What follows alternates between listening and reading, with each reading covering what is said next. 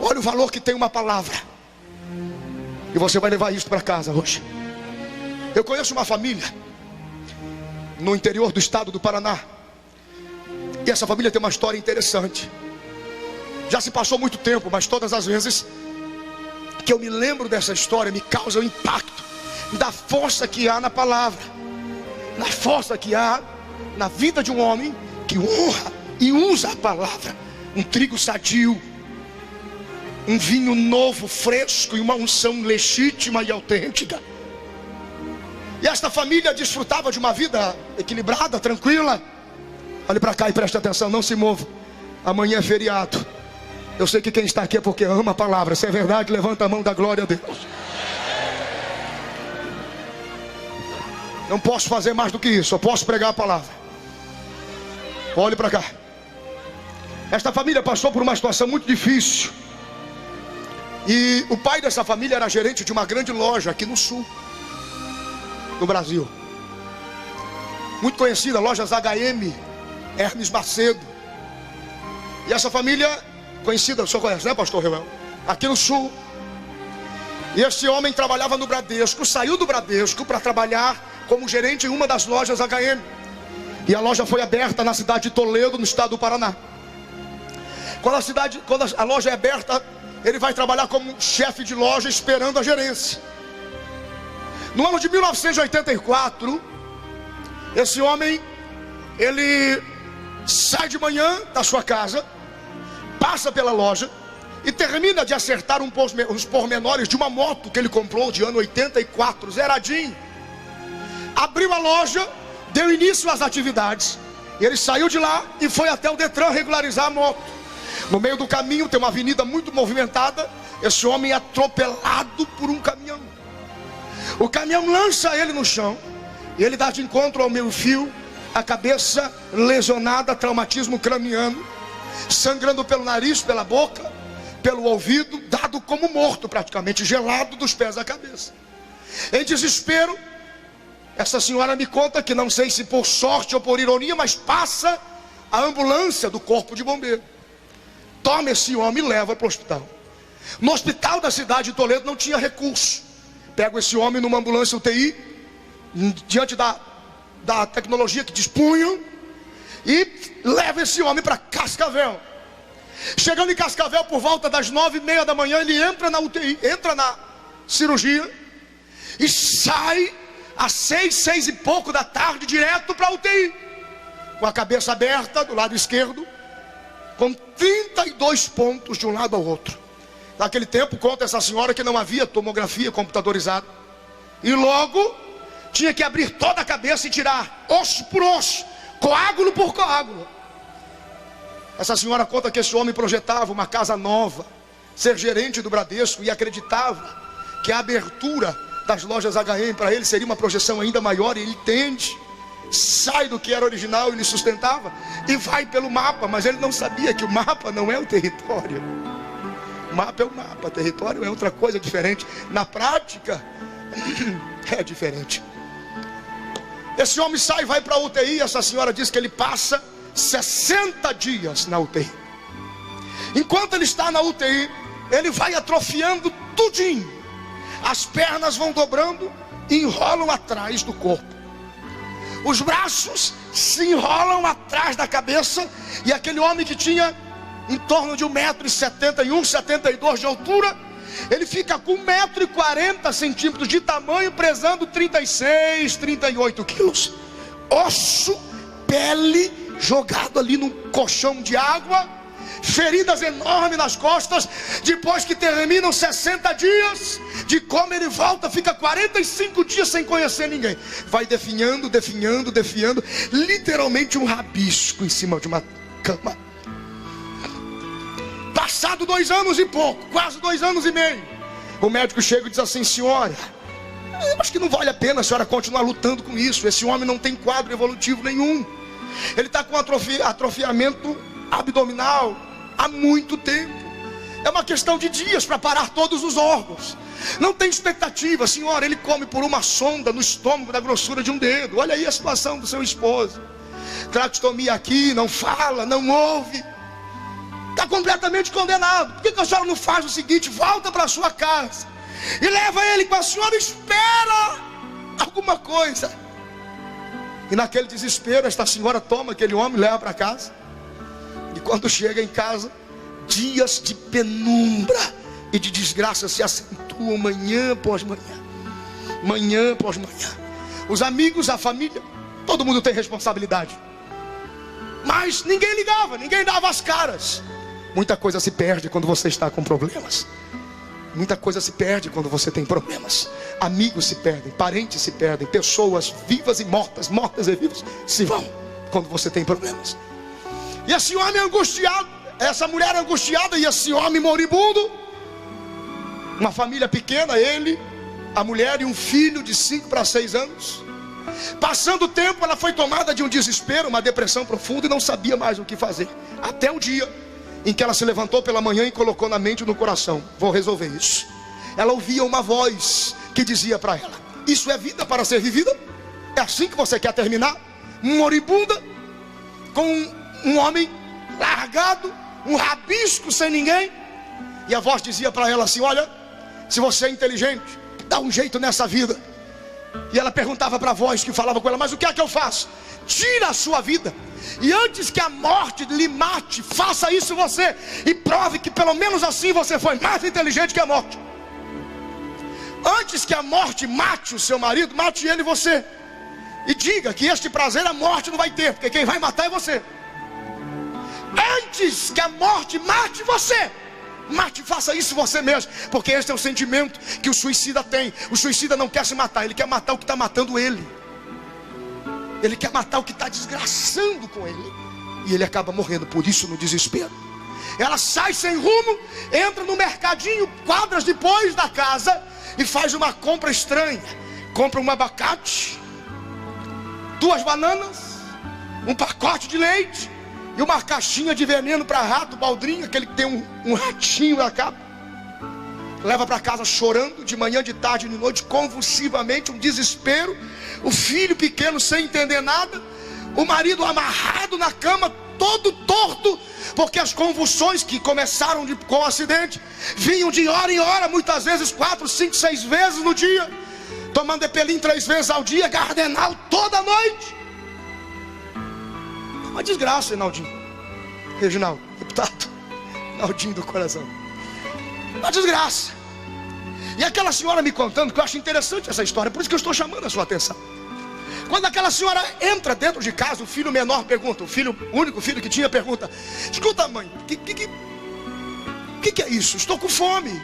Há dias que não comiam nada diferente. Ela diz: fique tranquilo, que a mamãe vai fazer para você uma vitaminazinha aqui, você vai comer, vai beber, vai ficar tudo bem. E ela conta que chorando, desesperadamente em prantos. Quando são mais ou menos 11h30 da noite, que era o último horário da refeição daquele homem, ela se levanta, prepara o liquidificador, mistura o abacate, mistura a banana, coloca o leite e coloca o veneno para rato, baldrinho e bate.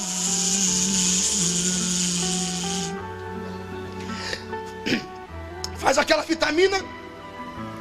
Aquele homem era alimentado por uma sonda na grossura de um dedo, direto no estômago. Uma válvula que abria, uma seringa de 20 ml era sugada, injetado a vitamina, injetado a sopa. Não podia ser quente demais, porque queimava o estômago, nem frio demais, porque empedrava.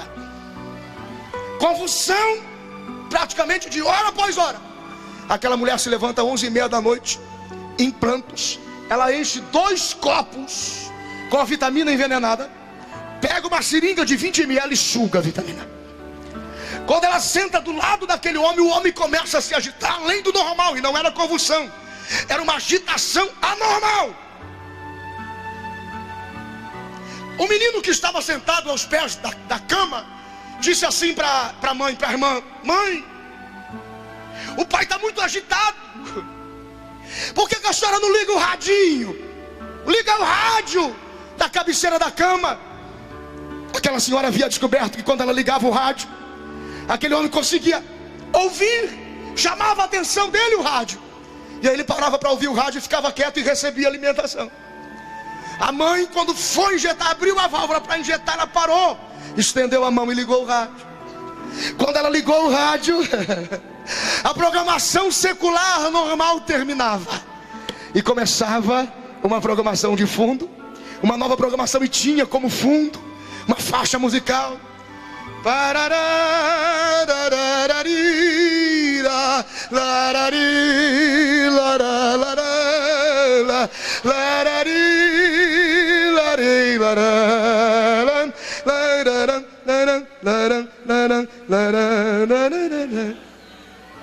De repente no rádio, pastor Oséias Gomes, saía um pastor com palavra.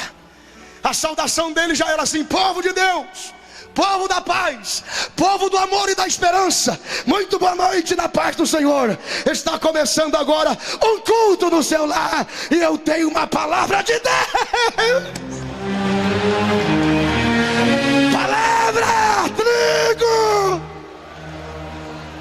Aquele homem começa a falar com eloquência no rádio: irmãos, Deus está me revelando aqui no rádio que existe uma família agora junto ao pé do rádio. Coisas que o senhor faz o dia inteiro, pastor. Eu nunca pare de dizer isso, não importa se o senhor esteja sozinho. Mas ele disse: existe uma família junto do rádio agora, que está no leito de enfermidade, um homem doente sobre a cama. E Deus me revela uma mulher com intenção de tirar a sua vida.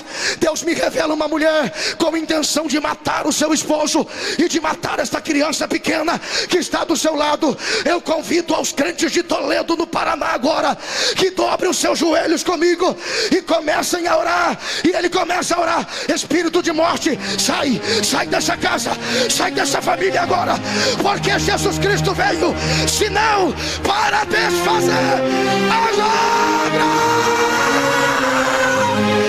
do diabo. Espírito de morte, sai. Espírito do assassino, sai. Espírito da desgraça, sai. Espírito do túmulo aberto, sai. Espírito da cova aberta, saia.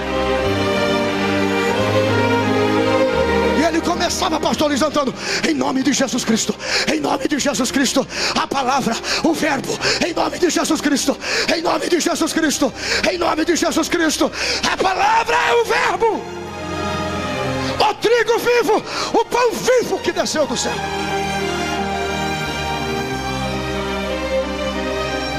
Essa irmã nos conta que algo sobrenatural acontece dentro da casa. Quando aquele homem vai orando, vai clamando. Era uma casa de madeira, com uma cor de muito mau gosto. Perdoe, porque eu também acho de mau gosto. Dá para imaginar uma casa pintada de verde escuro por dentro? Verde escuro, é muito escuro, irmão. Verde escuro, casa de madeira, verde escuro, é muito escuro. Se acende a luz, não adianta, irmão. Não há watts que clareie aquele cômodo. Um quarto verde escuro, mas tudo tem um porquê. Quando aquele pastor vai orando e o poder da palavra vai fluindo pelo rádio, e o poder da palavra vai entrando dentro da casa, dentro do cômodo, dentro do quarto, a irmã diz que aquele menino pequenininho sentado, ele ficou olhando para a luz. E quando ele olhou a luz começou a se tornar cada vez mais intensa, mais clara. E aí quando ele viu, as paredes não eram mais verdes, as paredes estavam todas brancas. A casa estava clara pela glória de Deus que estava dentro do quarto. Quando aquele menino tenta falar para sua mãe que ele estava vendo o quarto claro, ele levanta os olhos e vê um homem de branco na porta do quarto. Irmão, criança de 5, 6 anos não mente. Criança é verdadeiro, pastor João. O senhor sabe disso, João Amaral. Pastor Moisés, criança é verdadeiro. Se criança dizer gosta, é porque gosta. Se criança dizer não gosta, ele não gosta. Se criança diz viu, ele viu. Se diz não viu, não viu. Ainda mais de 5 a 6 anos que começam os reflexos de defesa. É natural. E ele levanta os olhos e vê. E a irmã diz que quando ele começa a ver aquele homem vestido de branco, ele tenta olhar para o rosto e não consegue. Muitas vezes mais forte do que esses holofotes. Diga-se de passagem, pastor Takayama tem uns holofotes que ilumina até a alma da carreta dele. Ou trem forte aquele negócio, aquela luz. Escuta, ele não conseguia olhar para o rosto. Ele tentou chamar a atenção, e aquele homem sai da porta, e ele vê apenas um homem andando para lá e para cá na sala de casa. Ele mal andava, ele flutuava com as mãos estendidas para trás, e havia um movimento suave Ele consegue tocar o ombro da mãe. Quando ele troca o ombro da mãe, ele diz: mãe, tem um homem vestido de branco dentro da sala de casa, e eu acho que ele está doente igual o pai, porque as mãos deles e os pés deles estão vertendo sangue a duas feridas. As mãos estão feridas, os pés estão feridos. Por isso Jesus se manifestou para desfazer as obras do diabo. Pastor Carlos Quintanilha, por isso ele se manifestou. Quando ele disse para a mãe, tem ferida nos pés, tem ferida nas mãos, a mãe levou um susto. Os 2 copos de vitamina envenenada, pastor Reuel, que estava no criado, parece que saltaram para cima, trincaram na parte de baixo. Eu acredito em sobrenatural. Quem ora sabe o que é isso. Quem usa a palavra sabe o que é isso. Sobrenatural existe. Eu estou falando com homens que vivem o sobrenatural de Deus. O copo trincou embaixo, a vitamina começou a vazar, e a seringa que estava na mão daquela irmã, ela trincou. Pastor Reuel, a vitamina escorreu pela mão, ela gritou, disse: não!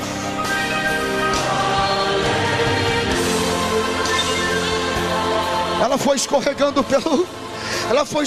pela cama. Essa irmã disse que caiu de joelho.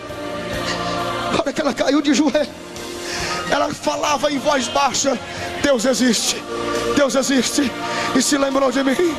Deus existe e se lembrou da minha casa. E o menino perguntava: como é que a senhora sabe?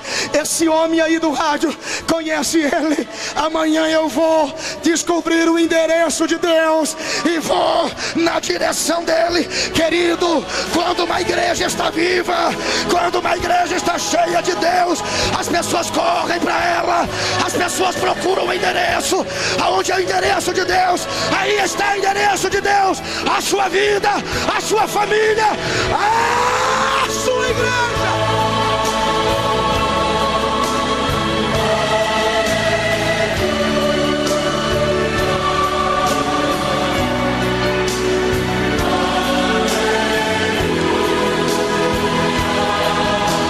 Escute o que eu vou dizer.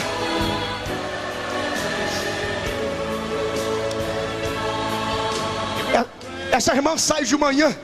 Estou terminando o testemunho. Essa irmã sai de manhã e procura o endereço de Deus. Ela chega numa casa, uma casa de oração, uma igreja. Irmãs do ciclo de oração estavam orando, e ela achou engraçado. Umas oravam de pé, outras de joelho dobrado, outras com o rosto no chão. Outras profetizavam, outras corriam, outras saltavam, outras aplaudiam. Havia uma confusão, ela não entendeu. Mas quando ela entrou dentro da casa, ela disse assim: se Deus está aqui, se essa é a casa dele, eu quero um sinal. Ela olhou, era de manhã bem cedo, o sol já estava forte, mas todas as luzes da igreja se tornaram fortes, claras, incandescentes, brilhavam como se fosse cada uma das lâmpadas um sol. Ela disse: Deus está aqui, aqui é a casa de Deus. A irmã do ciclo de oração se levanta, vai na direção dela e diz assim: minha filha, porque deste crédito à minha palavra, digo eu para ti o Senhor, e aprenda agora a ouvir a minha voz. Não sabes tu que foi eu que entrei dentro da tua casa ontem à noite, pastor William? Eu entrei dentro da sua casa ontem à noite. Foi eu quem toquei aquele homem, toquei todos os ossos do seu corpo, nervos, carne por completo. Filha, assim digo eu para ti: levanto aquele homem da morte agora, coloco ele de pé e bem vivo ao seu lado, mas faço contigo um negócio. Aquela criança, aquele pequeno, não te pertencerá mais, porque nasceu para a minha obra, nasceu para a minha causa. Vai ter dias em que você vai querer passar um Natal com ele, um domingo com ele, não é mais seu. Quando você chegar em casa, se despeça dele, porque eu estou tomando para mim, para crescer na minha casa, diz o Senhor. A irmã diz que caiu de joelho. Quando ela cai de joelho para dizer a frase meu Deus, ela não consegue dizer meu Deus. Jesus a batiza com o Espírito Santo e ela começa a falar em línguas estranhas pela primeira vez. Enquanto isso, lá na casa, o menino estava cuidando do pai e de repente bate na porta. Quando ele corre para abrir a porta, era o vereador da cidade, senhor José Pinto de Andrade. Quando ele abre a porta, o menininho olha e diz assim: pois não. E o homem diz assim: a sua mãe está aí. Ele diz: minha mãe não está, saiu. Escuta, eu trouxe umas coisas aqui para vocês. Aonde é que eu posso descarregar? O menino não entendeu, falou: tem uma área no fundo de casa, pode colocar ali. O homem vira o carro, a caminhonetazinha dele, e coloca 1, 2, 3, 4, 5, 6, 7, 8, 9 caixas de compra. Quando ele despeja a última caixa de compra, de dentro da caixa cai uma caixinha de bombom. Quando cai aquela caixinha de chocolate de bombom, aquele menino corre, porque Deus sabe como tratar com as nossas crianças. Aquele menino corre e abraça a caixinha de bombom e diz: isso aqui só pode ser meu. Isso aqui só pode ser meu. Quando ele agarra, pastor Luiz Antônio, a caixinha de bombom, ele olha para o homem e diz assim: tio, quem é que trouxe isso aí para nós? E o vereador disse assim, ele pensa um pouco, olhando para uma criança, 5, 6 anos. Ele pensa um pouco e diz: olha, foi Deus. Deus que mandou isso aí para vocês. E para criança você não dá uma resposta só. Criança é batizada no Espírito do porquê. Por quê? Por quê? Ah, por quê? Ah, por que não? Ah, por que sim? Ah, por que não dá? Ah, quem é? Por quê? E o menino já mandou: por quê? Quem é Deus? O homem se confunde, olha para o menino e falou assim: você nunca viu falar de Deus? Você não lembra da cruz? Você não lembra das mãos pregadas na cruz? Dos pés pregados? Você não lembra das feridas, das machucaduras? O menino olha e diz assim: ah, eu sei que é Deus, eu sei que é Deus.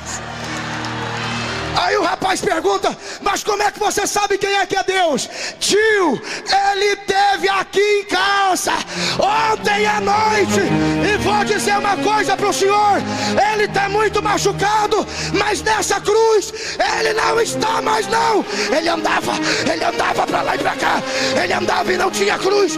Ele andava e não tinha cruz. Ele andava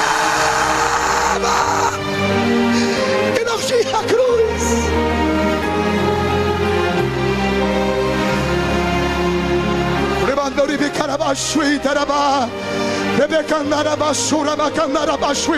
Por isto o Filho de Deus se manifestou para desfazer toda a obra do diabo. Levante as suas 2 mãos ao céu, se esta palavra do Filho de Deus ressuscitado é verdadeira. Tem milagre para todos, a liberdade para todos, a cura para todos. Hoje chegou salvação.